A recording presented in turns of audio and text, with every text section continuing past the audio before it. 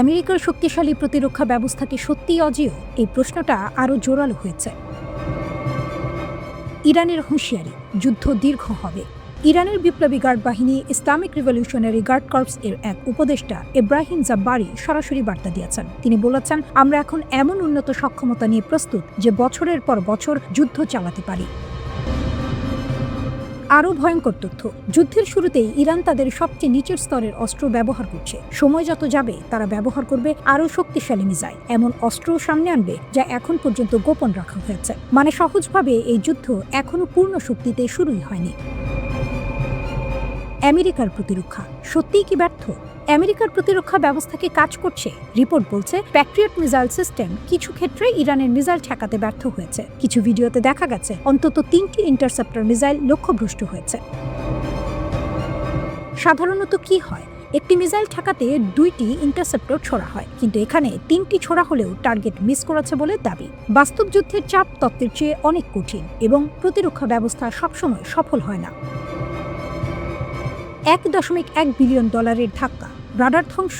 আরও বড় দাবি এসেছে, ইরান নাকি যুক্তরাষ্ট্রের একটি অত্যাধুনিক রাডার ধ্বংস করেছে। এই রাডারটি হল AN/FPS-132 রাডার। অবস্থান কাতার। মূল্য প্রায় $1.1 বিলিয়ন। এই রাডার কি করত? 5000 কিলোমিটার দূরের ব্যালিস্টিক মিসাইল শনাক্ত করতে পারত, অর্থাৎ আগাম সতর্কতা দেওয়ার জন্য এটি ছিল খুবই গুরুত্বপূর্ণ। ইরান দাবি করছে তারা এটি নির্ভুল হামলায় ধ্বংস করেছে, তবে এই দাবির পুরোপুরি স্বাধীন নিশ্চিতকরণ এখনো হয়নি। একটি ব্যালিস্টিক মিসাইল থামাতে 2 থেকে 3টি ইন্টারসেপ্টর লাগে, মানে 10টি মিসাইল এলে 20 থেকে 30টি প্রতিরক্ষা মিসাইল লাগবে। এখন যদি ইরান প্রতিদিন বড় আকারে হামলা চালায়, খুব দ্রুত ইন্টারসেপ্টর শেষ হয়ে যেতে পারে। রিপোর্ট বলছে, কয়েকদিনের মধ্যেই এই মজুদ ফুরিয়ে যেতে পারে। 1 মার্চ ইউএস সেন্ট্রাল কমান্ড নিশ্চিত করেছে যে 3 জন মার্কিন সেনা নিহত হয়েছেন এবং 5 জন গুরুতরভাবে আহত হয়েছেন। যুদ্ধের হিসাব অনুযায়ী এ হতাহত এখনও তুলনামূলকভাবে কম। সামরিক বিশেষজ্ঞরা মনে করেন, যুদ্ধক্ষেত্রে এই ধরনের হতাহত হওয়া স্বাভাবিক। পাশাপাশি বিশ্বের এক প্রান্ত থেকে অন্য প্রান্তে বিপুল সংখ্যক সেনা ও সামরিক সরঞ্জাম স্থানান্তরের ঝুঁকি থেকেও কিছু অযুদ্ধজনিত মৃত্যু ঘটতে পারে। কিন্তু ডোনাল্ড ট্রাম্পের জন্য প্রতিটি মার্কিন হতাহতের ঘটনা দেশের ভেতরে রাজনৈতিক চাপ আরও বাড়িয়ে দিবে। ইরানের সর্বোচ্চ নেতা আয়াতুল্লাহ আলী খামেনিকে হত্যা করেছে যুক্তরাষ্ট্র ও ইসরায়েল। এর প্রতিবাদে কঠোর প্রতিশোধ নেওয়ার ঘোষণা দিয়েছে ইরান। একই সঙ্গে এই হত্যাকাণ্ড মুসলিম বিশ্বের সঙ্গে যুদ্ধ ঘোষণা বলে মন্তব্য করেছেন দেশটির প্রেসিডেন্ট মাসুদ পেজেশকিয়ান। ইরানের প্রেসিডেন্ট বলেন, যুক্তরাষ্ট্র ও ইসরায়েলি হামলায় সর্বোচ্চ নেতা খামেনির হত্যাকাণ্ড ছিল মুসলিমদের বিরুদ্ধে যুদ্ধ ঘোষণা। রাষ্ট্রীয় টেলিভিশনে প্রচারিত এক বিবৃতিতে পেজেশকিয়ান বলেন, ইসলামিক রিপাবলিক অফ ইরানের সর্বোচ্চ রাজনৈতিক কর্তৃপক্ষ এবং বিশ্বজুড়ে শিয়া মতাদর্শের একজন বিশিষ্ট নেতার এই হত্যাকাণ্ড বিশ্বের সব প্রান্তের মুসলিম ও বিশেষ করে শিয়াদের বিরুদ্ধে একটি প্রকাশ্য যুদ্ধ ঘোষণা হিসেবে গণ্য হচ্ছে।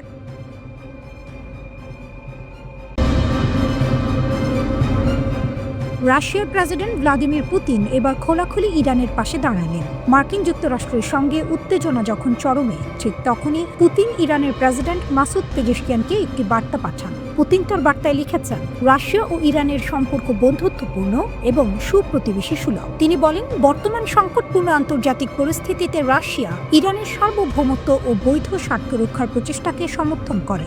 শুধু তাই নয়, তিনি মস্কো ও তেহরানের মধ্যে সমগ্র কৌশলগত সহযোগিতা আরও জোরদারের আশাও ব্যক্ত করেন। এখন প্রশ্ন হলো, এই বার্তার সময়টা কেন এত গুরুত্বপূর্ণ? কারণ একই সময়ে যুক্তরাষ্ট্র ও ইরানের মধ্যে উত্তেজনা দ্রুত বাড়ছে। পারমাণবিক চুক্তি নিয়ে আলোচনা চলছে, কিন্তু পরিবেশ শান্ত নয়, বরং মার্কিন সামরিক উপস্থিতি হঠাৎ করেই বেড়ে গেছে মধ্যপ্রাচ্যে। ডোনাল্ড ট্রাম্প প্রকাশ্যে ইরানের রেজিম চেঞ্জ বা সরকার পরিবর্তনের ইঙ্গিত দিয়েছেন। তিনি বলেছেন, 47 বছর ধরে তারা শুধু কথা বলেছে, এ সময়ের মধ্যে আমরা অনেক প্রাণ হারিয়েছি। ট্রাম্পের বক্তব্যে স্পষ্ট, তিনি মনে করেন ইরানে নতুন সরকার আসা উচিত। যদিও কে ক্ষমতায় আসবে সে প্রশ্নে তিনি সরাসরি কিছু বলতে চাননি। সবচেয়ে বড় বার্তা এসেছে সামরিক দিক থেকে। যুক্তরাষ্ট্র ঘোষণা করেছে বিশ্বের সবচেয়ে বড় বিমানবাহী রণতরী USS জেরাল্ড R. ফোর্ডকে ক্যারিবীয় সাগর থেকে মধ্যপ্রাচ্যে পাঠানো হচ্ছে। এটি সেখানে থাকা অন্যান্য যুদ্ধ জাহাজের সঙ্গে যোগ দেবে। এর মানে হলো যুক্তরাষ্ট্র যুদ্ধের জন্য প্রস্তুতি নিচ্ছে, অন্তত সেই বার্তাই দিতে চাইছে। এই রণতরীর সঙ্গে হাজার হাজার সেনা, যুদ্ধ বিমান, গাইডেড মিসাইল ডিস্ট্রয়ার এবং আরও শক্তিশালী সামরিক সরঞ্জাম মোতায়েন করা হচ্ছে। মার্কিন কর্মকর্তারা জানিয়েছেন, যদি প্রেসিডেন্ট ট্রাম্প হামলার নির্দেশ দেন তাহলে সপ্তাহের পর সপ্তাহ ধরে সামরিক অভিযান চালানোর প্রস্তুতি রয়েছে। এবার পরিকল্পনা আগের চেয়ে জটিল। শুধু পারমাণবিক স্থাপনা নয়, প্রয়োজনে ইরানের রাষ্ট্রীয় ও নিরাপত্তা স্থাপনাতেও হামলা হতে পারে। হোয়াইট হাউসের মুখপাত্র আনা কেলি বলেছেন, ইরান ইস্যুতে ট্রাম্পের সামনে সব বিকল্প খোলা আছে। তিনি বিভিন্ন মতামত শোনেন, কিন্তু শেষ সিদ্ধান্ত নেন জাতীয় নিরাপত্তার স্বার্থে। উত্তর ক্যারোলিনায় মার্কিন সেনাদের সামনে বক্তব্য দিতে গিয়ে ট্রাম্প বলেন, কখনো কখনো ভয় দেখানো দরকার, কারণ ভয়ই পরিস্থিতি নিয়ন্ত্রণে আনে। তিনি দাবি করেন, যুক্তরাষ্ট্রের শক্তি এখন এতটাই বেড়েছে যে শত্রুরা ভয় পাচ্ছে। তবে এখানেই শেষ নয়। মার্কিন কর্মকর্তারা স্বীকার করেছেন, যদি যুক্তরাষ্ট্র হামলা চালায় তাহলে ইরানও পাল্টা জবাব দেবে। অর্থাৎ একবার শুরু হলে হামলা পাল্টা হামলার চক্র চলতেই পারে। ইরানের রিভলিউশনারি গার্ড আগেই সতর্ক করেছে, ইরানের ভূখণ্ডে আঘাত এলে তারা মধ্যপ্রাচ্যে থাকা যে কোনো মার্কিন সামরিক ঘাঁটিকে লক্ষ্যবস্তু বানাতে পারে। একদিকে রাশিয়া সরাসরি ইরানের পাশে দাঁড়াচ্ছে, অন্যদিকে যুক্তরাষ্ট্র দ্বিতীয় বিমানবাহী রণতরী পাঠাচ্ছে। কথার লড়াই চলছে, কিন্তু মাঠে প্রস্তুতি যুদ্ধে। ইতিহাস বলছে, যুক্তরাষ্ট্র ও ইরানের মধ্যে উত্তেজনা নতুন নয়, কিন্তু এবার পার্থক্য হল মাঠে শক্তি প্রদর্শন অনেক বেশি দৃশ্যমান, আর তার সঙ্গে যুক্ত হয়েছে রাশিয়ার সমর্থন।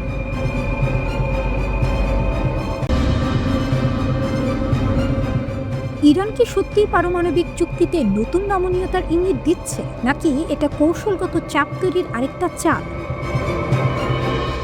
সম্প্রতি ইরান এমন কিছু বার্তা দিয়েছে যা আন্তর্জাতিক মহলে নতুন আলোচনা শুরু করেছে। বিবিসিকে দেয়া সাক্ষাৎকারে ইরানের উপপররাষ্ট্রমন্ত্রী মাজিদ তাখতরাভানচি বলেছেন, এখন বল আমেরিকার কোর্টে। অর্থাৎ যুক্তরাষ্ট্র যদি সত্যি চুক্তি করতে চায় তাহলে প্রথম পদক্ষেপ নিতে হবে ওয়াশিংটনকে। ইরানের মূল শর্ত খুব পরিষ্কার, আগে অর্থনৈতিক নিষেধাজ্ঞা প্রত্যাহার করতে হবে, তারপরেই তারা পারমাণবিক কর্মসূচিতে সীমাবদ্ধতা আনতে প্রস্তুত। তাখতরাভানচি জানিয়েছেন, ইরান 60% সমৃদ্ধ ইউরেনিয়ামের মজুত নিয়ে আন্তর্জাতিক উদ্বেগ দূর করতে আলোচনায় রাজি। এমনকি প্রয়োজন হলে এই উচ্চমাত্রায় সমৃদ্ধ ইউরেনিয়াম রাসায়নিকভাবে পাতলা করার বিষয়েও প্রস্তুত আছে তেহরান। 60% সমৃদ্ধ ইউরেনিয়াম সরাসরি অস্ত্রমানের নয়, কিন্তু তার খুব কাছাকাছি। তাই এটিই এখন পশ্চিমাদের প্রধান উদ্বেগ। ইরান আবারও দাবি করেছে, তাদের পারমাণবিক কর্মসূচি কেবল বেসামরিক জ্বালানি উৎপাদনের জন্য। তারা পারমাণবিক অস্ত্র বানাতে চায় না। তবে একই সঙ্গে তারা বলছে, কোনো চুক্তি হবে না যদি নিষেধাজ্ঞা থেকে বাস্তব ও তাৎক্ষণিক স্বস্তি না মেলে। অন্যদিকে যুক্তরাষ্ট্র সন্দিহান। মার্কিন কর্মকর্তারা অভিযোগ করছেন, ইরান আলোচনাকে ধীরে টেনে নিয়ে যাচ্ছে এবং আগেই নিষেধাজ্ঞা তুলে নেওয়ার দাবি করছে। মার্কিন পররাষ্ট্রমন্ত্রী মার্কো রুবিও বলেছেন, যুক্তরাষ্ট্র কূটনৈতিক সমাধান চায়, কিন্তু বাস্তবসম্মত ও টেকসই চুক্তি করা খুব কঠিন হবে। এখন প্রশ্ন, আসল খেলা কোথায়? একদিকে কূটনৈতিক আলোচনার কথা বলা হচ্ছে, অন্যদিকে যুক্তরাষ্ট্র ও ইসরায়েল নতুন কৌশল নিচ্ছে, অর্থনৈতিক যুদ্ধ। সামরিক হুমকি দিয়ে ইরানের কাছ থেকে বড় ছাড় পাওয়া যায়নি, তাই এখন নজর দেওয়া হচ্ছে ইরানের অর্থনীতির দিকে। মার্কিন প্রেসিডেন্ট ডোনাল্ড ট্রাম্প এবং ইসরায়েলের প্রধানমন্ত্রী বেনিয়ামিন নেতানিয়াহু সম্প্রতি বৈঠকে অর্থনৈতিক চাপ আরও বাড়ানোর বিষয়ে একমত হয়েছেন। টার্গেট কি? ইরানের তেলের রপ্তানি। বিশেষ করে চীনে যে তেল যায় সেটাই এখন প্রধান লক্ষ্য। ইরানের মোট তেল রপ্তানির প্রায় 80% রাজস্ব আসে চীনের বাজার থেকে। মার্কিন কৌশল হলো, চীনের এই তেল কেনা বন্ধ করতে পারলে ইরানের অর্থনীতি দ্রুত চাপে পড়ে যাবে। এজন্য ট্রাম্প একটি নতুন নির্বাহী আদেশ জারি করেছেন। এতে বলা হয়েছে, যে দেশ মার্কিন নিষেধাজ্ঞা অমান্য করে ইরানের সঙ্গে বাণিজ্য চালাবে তাদের উপর 25% পর্যন্ত শুল্ক আরোপ করা যেতে পারে। মানে শুধু ইরান নয়, ইরানের সঙ্গে ব্যবসা করা দেশগুলোকেও চাপে রাখা হবে। কিন্তু এখানেই ঝুঁকি আছে।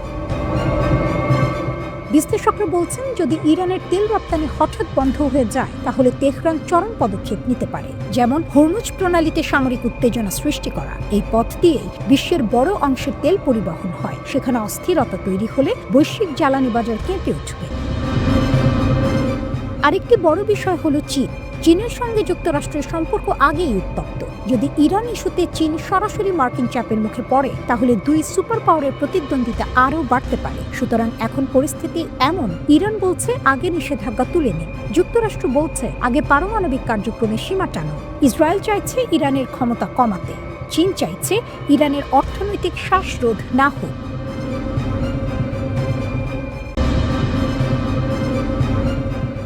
মধ্যপ্রাচ্যের উত্তাপ এখন শুধু তেহরান আর ওয়াশিংটনের মধ্যে সীমাবদ্ধ নেই। এই আগুন ছড়িয়ে পড়ছে কাবুল থেকে বৈরুত, বাগদাদ থেকে সানা পর্যন্ত।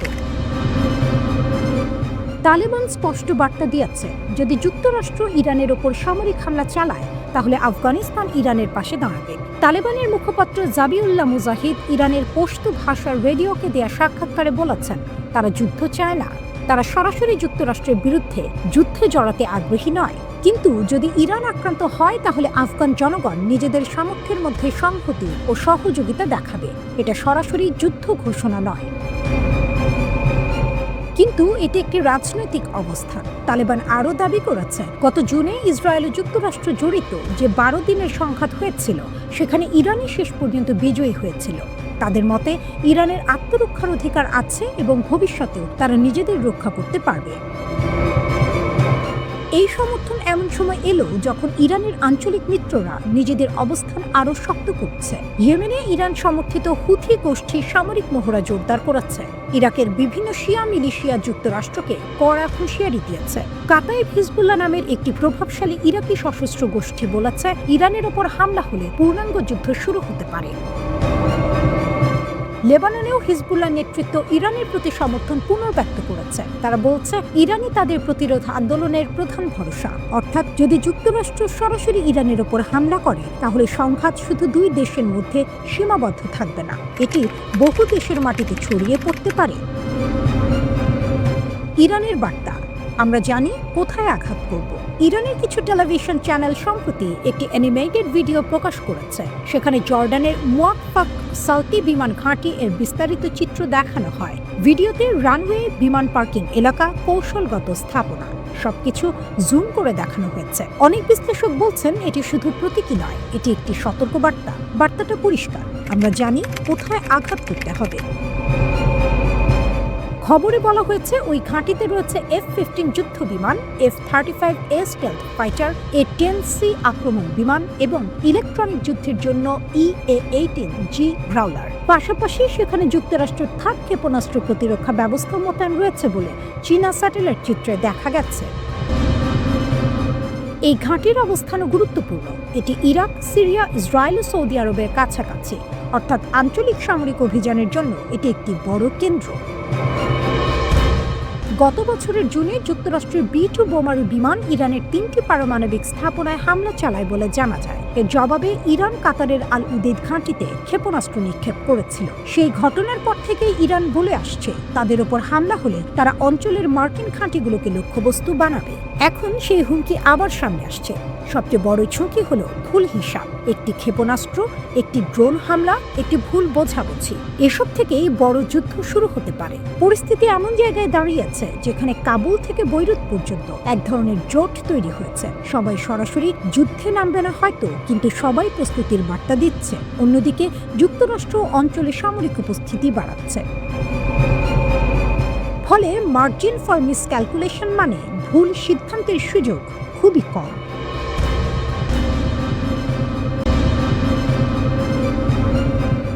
মধ্যপ্রাচ্য ও ইউরোপের আকাশে এখন মনোযোগে এক বিরামহীন খেলা চলছে। বিমানের নাম, অবস্থান ও উদ্দেশ্য ঘিরে নানা জল্পনা। ইরানের বিরুদ্ধে সম্ভাব্য যুক্তরাষ্ট্রের সামরিক অভিযান নিয়ে সব দিক থেকে চাপ বাড়ছে।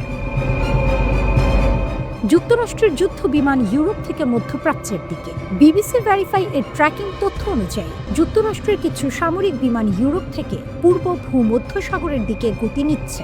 বিশেষ করে ইংল্যান্ডের RAF মিলটন হল বিমান ঘাঁটি থেকে কমপক্ষে 6টি KC-135 রিফুয়েলার বা জ্বালানি প্রদানকারী বিমান ছাড়তে দেখা গেছে, যা দক্ষিণ পশ্চিম দিকে ফ্রান্স ও ভূমধ্যসাগর হয়ে এগিয়ে যাচ্ছে, সম্ভবত সেখানে মোতায়েন হবার জন্য।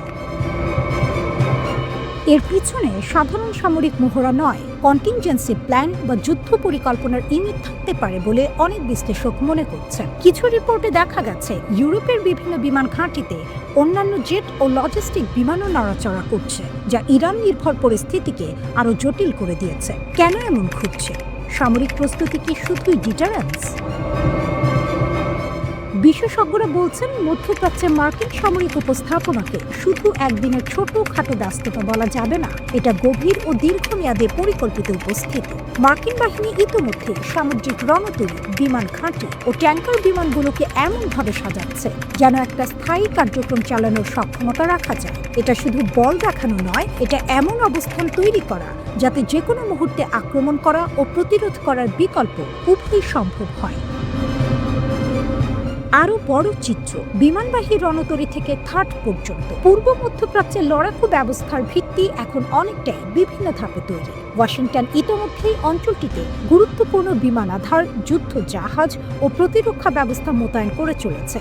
এমন প্রেক্ষাপটে KC-135 এর মতো রিফুয়েলার বিমানগুলো খুবই গুরুত্বপূর্ণ, কারণ তারা যুদ্ধজেট ও গোবলি বিমানগুলোকে বড় দূরত্বে পৌঁছতে সাহায্য করে এবং অপারেশন চালিয়ে যেতে সময় দীর্ঘ কভারেজ দেয়। এর মানে সামরিক প্রস্তুতি শুধু ছবির মতো নয়, এটি দীর্ঘ সময় ধরে চালাতে সক্ষম পরিকল্পনার অংশ। USS আব্রাহাম লিঙ্কন কোথায়? একা কেবল রিফুয়েলার বিমানই নয়, USS আব্রাহাম লিঙ্কন বিমানবাহী রণতরী ও তার রিয়ার উইং এর অবস্থান নিয়েও নজরদারি চলছে। সন্ধানকারীরা জানিয়েছে, এই বিমানবাহী রণতরী এখন ওমান উপসাগরে প্রায় 140 থেকে 240 কিলোমিটার দূরে অবস্থান করছিল, অর্থাৎ ইরানের উপকূলে সহজেই পৌঁছানোর অবস্থানে। রণতরীটির রিয়ার উইং ইরানের উপরে ফ্লাইট এরিয়া পরিচালনা, বোমা হামলা, গোয়েন্দা নজরদারি কিংবা প্রতিরোধ ক্ষমতা প্রয়োগে ব্যবহার করা যাবে। ইউরোপ থেকে সামরিক বিমানের সরাসরি গতি দেখাচ্ছে যে যুক্তরাষ্ট্র কেবল নজরদারি বা প্রশিক্ষণ নয়, বরং মিডল ইস্ট এর দিকে সরাসরি প্রস্তুতি নিচ্ছে। রিফুয়েলার বিমানের উপস্থিতি মানে দীর্ঘ সময় যুদ্ধ জেট ও বোমারু জাহাজগুলোকে সক্রিয় রাখা সহজ হবে। ইরানের মতো দেশটিকে লক্ষ্য করে এই ধরনের ব্যবস্থা তৈরির লক্ষ্য দমন নয়, এক প্রকার স্ট্রাইক কন্টিনজেন্সি বা আক্রমণের পরিকল্পনার রেডি মুড হিসেবে দেখা হচ্ছে।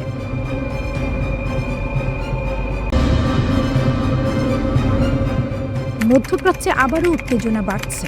একদিকে আমেরিকা ও ইসরায়েল, অন্যদিকে ইরান। প্রশ্ন হচ্ছে, এত শক্তিশালী দুই দেশ একসাথে থাকলেও ইরানকে কি সত্যিই সহজে হারানো সম্ভব? প্রথমে একটা ব্যাপার পরিষ্কার করি, কাগজে কলমে শক্তির তুলনা করলে যুক্তরাষ্ট্র ও ইসরায়েল অনেক এগিয়ে। আধুনিক যুদ্ধ বিমান, বিমানবাহী রণতরী, উন্নত ক্ষেপণাস্ত্র প্রতিরক্ষা ব্যবস্থা সবই আছে। কিন্তু যুদ্ধ শুধু প্রযুক্তির খেলা নয়, কৌশল আর ভৌগোলিক বাস্তবতাও বড় ফ্যাক্টর। ইরান কেন হার্ড টার্গেট? ইরান বিশাল আয়তনের দেশ, পাহাড়ি এলাকা, মরুভূমি, জটিল ভূগোল, যা আক্রমণকারী বাহিনীর জন্য দুঃস্বপ্ন। 2003 সালের ইরাক যুদ্ধের অভিজ্ঞতা এখনও আমেরিকার সামনে উদাহরণ হয়ে আছে। যুদ্ধ শুরু করা সহজ, কিন্তু শেষ করা কঠিন। ইসরায়েল 2025 সালের জুনের সংঘাতে আকাশে আধিপত্য দেখাতে পেরেছিল। ইরানের পুরনো এয়ারফোর্স বড় ধাক্কা খেয়েছিল, তবুও শাসন ব্যবস্থা ভাঙেনি, ক্ষমতার কাঠামো টিকে গেছে। কারণ ইরান বহু বছর ধরে তাদের সামরিক নেটওয়ার্কে রিডান্ড্যান্সি তৈরি করেছে, অর্থাৎ একজন কমান্ডার মারা গেলে আরেকজন দায়িত্ব নেয়, এক ঘাঁটি ধ্বংস হলে আরেকটি সক্রিয় হয়। হরমুজ প্রণালী ইরানের সবচেয়ে বড় অস্ত্র। স্ট্রেইট অফ হরমুজ পৃথিবীর জ্বালানি বাণিজ্যের প্রায় 20% এখান দিয়ে যায়। ইরান বারবার হুমকি দিয়েছে, তাদের অস্তিত্বের ওপর আঘাত এলে তারা এই প্রণালী বন্ধ করে দেবে। যদি তা হয়, বিশ্ববাজারে তেলের দাম আকাশ ছোঁয়া হবে। সৌদি আরব, সংযুক্ত আরব আমিরাত, কাতার সবাই বিপদে পড়বে। অর্থাৎ যুদ্ধ শুধু সামরিক নয়, অর্থনৈতিক সুনামিও ডেকে আনতে পারে। ইরানের মিসাইল দেয়াল। বড় প্রশ্ন, ইরানের আসল শক্তি কোথায়? উত্তর, মিসাইল ও drone. Centre for strategic and international স্টাডিজের বিশ্লেষণ বলছে, মধ্যপ্রাচ্যের সবচেয়ে বড় ও বৈচিত্র্যময় ক্ষেপণাস্ত্র ভান্ডার এখন ইরানের হাতে। তাদের কাছে স্বল্প, মধ্য ও দীর্ঘ পাল্লার হাজার হাজার মিসাইল রয়েছে। উদাহরণ হিসেবে শাহাব 3 প্রায় 1000 কিলোমিটার পাল্লা, সেজ্জিল 2000 কিলোমিটার পর্যন্ত, ফাতা 1 হাইপারসনিক দাবি। এছাড়া হাজার হাজার শাহেদ ড্রোন, যা ইউক্রেন যুদ্ধে ব্যবহার হতে দেখা গেছে। এই ড্রোন ও মিসাইল একসাথে ছোড়া হলে সবচেয়ে আধুনিক প্রতিরক্ষা ব্যবস্থাও চাপে পড়ে যায়। উপসাগরীয় অঞ্চলে থাকা মার্কিন ঘাঁটিগুলো এই পাল্লার মধ্যে। ইরানের নৌকৌশল।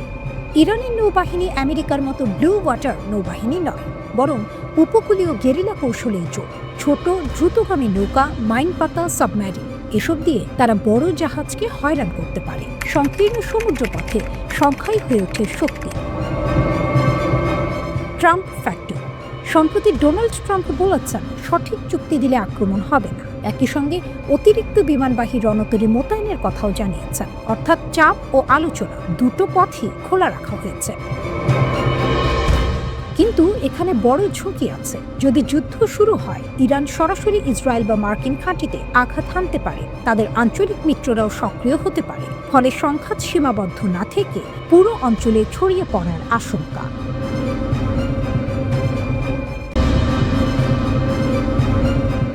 ইসরায়েল 60 দিনের একটি আলটিমেটাম দিয়েছে। শর্ত একটাই, এই সময়ের মধ্যে হামাসকে নিরস্ত্র হতে হবে, না হলে গাজায় আবার বড় ধরনের সামরিক অভিযান শুরু হতে পারে। কিন্তু হামাস স্পষ্ট ভাষায় সেই আলটিমেটাম প্রত্যাখ্যান করেছে। ঘটনার শুরু জেরুজালেমে এক সম্মেলনে। সেখানে ইসরায়েলি মন্ত্রিপরিষদের সচিব ইয়োসি ফুক্স বলেন, যদি 60 দিনের মধ্যে হামাস অস্ত্র না ছাড়ে, তাহলে ইসরায়েল আবার অভিযান শুরু করবে। তিনি আরও দাবি করেন, এই 2 মাস সময় দেওয়ার অনুরোধ নাকি যুক্তরাষ্ট্র প্রশাসনের পক্ষ থেকেই এসেছে। ইসরায়েলের প্রধানমন্ত্রী বেনিয়ামিন নেতানিয়াহুর ঘনিষ্ঠ সহযোগী হিসেবে পরিচিত ফুক্স বলেন, আমরা সেই অনুরোধকে সম্মান করছি, কিন্তু এখানেই গল্পের মুখ। হামাসের ঊর্ধ্বতন কর্মকর্তা মাহমুদ মারদাউই সরাসরি এই প্রস্তাব নাকচ করে দেন। তিনি সংবাদ মাধ্যম আল জাজিরাকে বলেন, যুদ্ধ আবার শুরুর যে কোনো হুমকি এই অঞ্চলে ভয়াবহ পরিণতি ডেকে আনবে। ফিলিস্তিনি জনগণ কখনো আত্মসমর্পণ করবে না। মারদাউই আরও বলেন, হামাসের কাছে নিরস্ত্রীকরণ নিয়ে কোনো আনুষ্ঠানিক প্রস্তাব বা সময়সীমা পৌঁছায়নি। তার ভাষায়, নেতানিয়াহু বা গণমাধ্যমে দেয়া এসব বক্তব্য নিছক হুমকি। চলমান আলোচনার সঙ্গে এর কোনো সম্পর্ক নেই। আরও একটি গুরুত্বপূর্ণ বিষয় হলো, এই 60 দিনের সময়সীমা ঠিক কবে থেকে শুরু হবে সেটাও স্পষ্ট নয়। ফুক্স ইঙ্গিত দিয়েছেন, এটি 19 ফেব্রুয়ারি যুক্তরাষ্ট্রের প্রেসিডেন্ট ডোনাল্ড ট্রাম্পের তথাকথিত বোর্ড অফ পিস বৈঠকের দিন থেকে শুরু হতে পারে। তবে এটাও নিশ্চিত করে বলা হয়নি। ফুক্স বলেন, আমরা বিষয়টি মূল্যায়ন করব। যদি কাজ করে ভালো, আর না করলে ইসরায়েলের প্রতিরক্ষা বাহিনী আইডিএফকে অভিযান সম্পন্ন করতে হবে।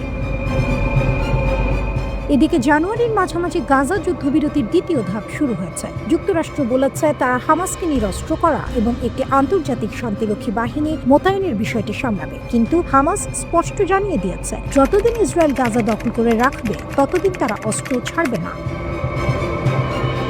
এই অবস্থান নতুন নয়। এর আগে বিদেশে অবস্থানরত হামাসের রাজনৈতিক নেতা খালেদ মেশালও নিরস্ত্রীকরণের আহ্বান প্রত্যাখ্যান করেছিলেন। তার যুক্তি ছিল পরিষ্কার, দখলদার শক্তির অধীনে থাকা জনগণের কাছ থেকে অস্ত্র কিনে নেওয়া মানে তাদেরকে সহজ শিকার বানিয়ে দেয়া। এখন আসেন মানবিক দিকটায়। 2023 সালের অক্টোবর থেকে গাজায় ইসরায়েলের অভিযানে 72,000-এর বেশি মানুষ নিহত হয়েছে। নিহতদের মধ্যে হাজার হাজার শিশু রয়েছে। যুদ্ধবিরতি কার্যকর হওয়ার পরও সহিংসতা থামেনি। গাজা কর্তৃপক্ষের দাবি, যুদ্ধবিরতি শুরুর পর 600-র বেশি ফিলিস্তিনি নিহত হয়েছে এবং 1520 বার যুদ্ধবিরতি লঙ্ঘিত হয়েছে। শুধু তাই নয়, গাজায় খাদ্য, ওষুধ, চিকিৎসা সরঞ্জাম ও আশ্রয় উপকরণ প্রবেশ কঠোরভাবে সীমিত করা হয়েছে। প্রায় 20 লাখ মানুষের এই ভূখণ্ডে এখন 15 লাখ মানুষ বাস্তুচ্যুত। তারা তীব্র মানবিক সংকটের মধ্যে বেঁচে আছেন। এখন বড় প্রশ্ন, এই 60 দিনের আলটিমেটাম কি সত্যি নতুন কোনো সমাধানের পথ খুলবে, নাকি এটি আরেকটি চাপের কৌশল? হামাসের অবস্থান স্পষ্ট, অস্ত্র ত্যাগ না। ইসরায়েলের অবস্থানও কঠোর, নিরস্ত্রীকরণ না হলে অভিযান। ফলে পরিস্থিতি আবারও এক অনিশ্চিত মোড়ে দাঁড়িয়ে। সামনে হয়তো আলোচনা এগোবে, অথবা আবারও গাজার আকাশে ধোঁয়া উঠবে।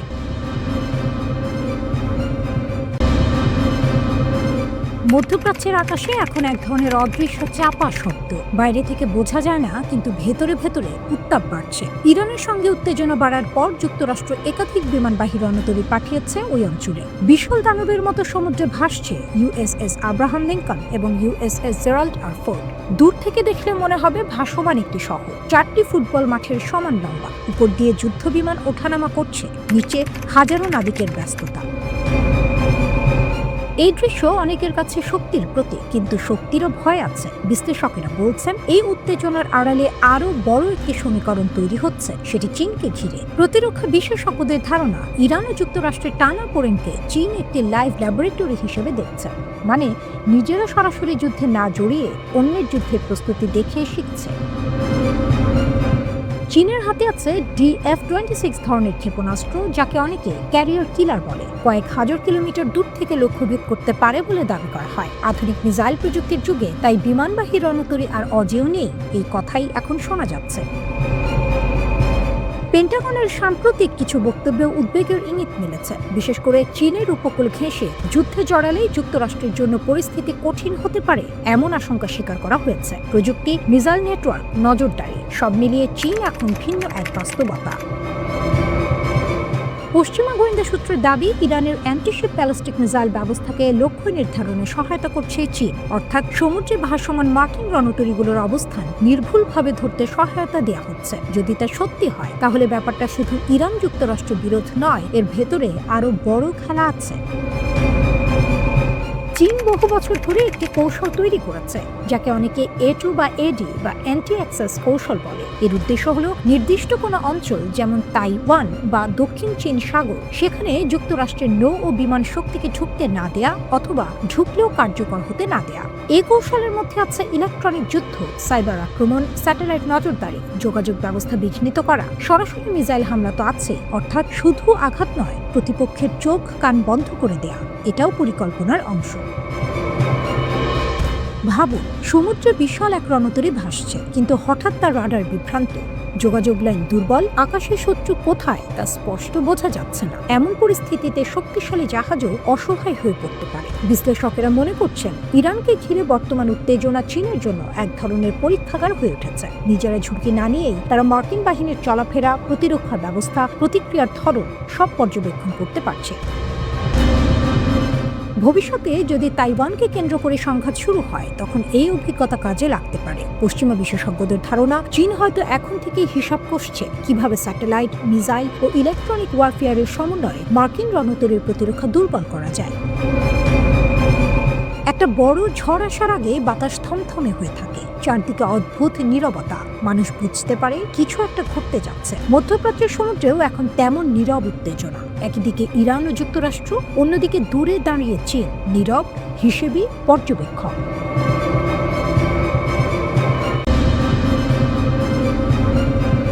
জেনেভার আকাশে কূটনীতির নরম আলো। কথার টেবিলে বসেছিল তিন শক্তি, যুক্তরাষ্ট্র, ইরান ও রাশিয়া।